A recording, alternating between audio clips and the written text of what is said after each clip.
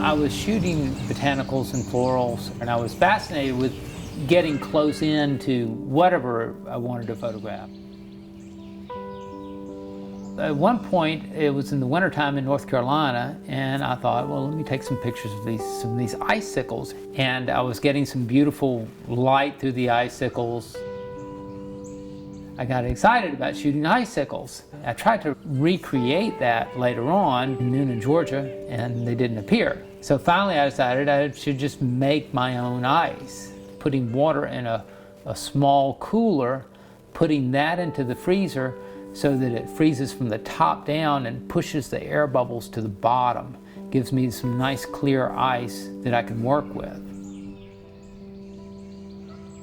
I like to work down by the lake because that's the only spot I can get good direct sun. I hate it that it's in full view of my neighbors because I like solitude when I photograph.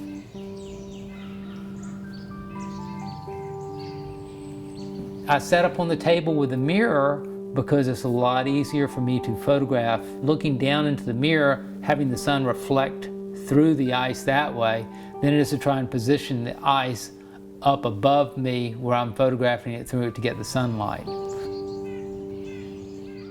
Direct sun coming through the ice gives me the most interesting results. As you can imagine, there's a lot of light coming through there. I've got my aperture wide open, so I've got a very narrow depth of field. My shutter speed often maxes out at about 8,000, and then I have to dial back the ISO setting and try and reduce the intensity of light if I need to. The best results I've found is adding food dye because I've got a lot of different colors to work with, some different controls to work with. And when the weather's warm, the ice is melting and the food dye is flowing off and things are changing, and I'm getting into a flow where I'm getting some interesting things happening all the time.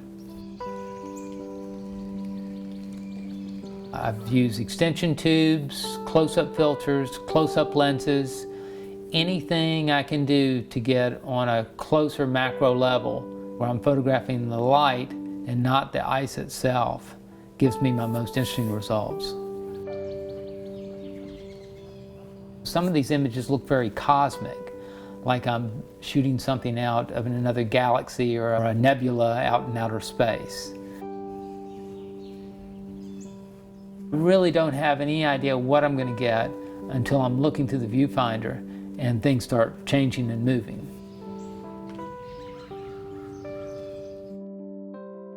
I think that we can live our life like the way I photograph the ice. When things change, we find beauty, and when we find something new and unexpected, we can find beauty in that also.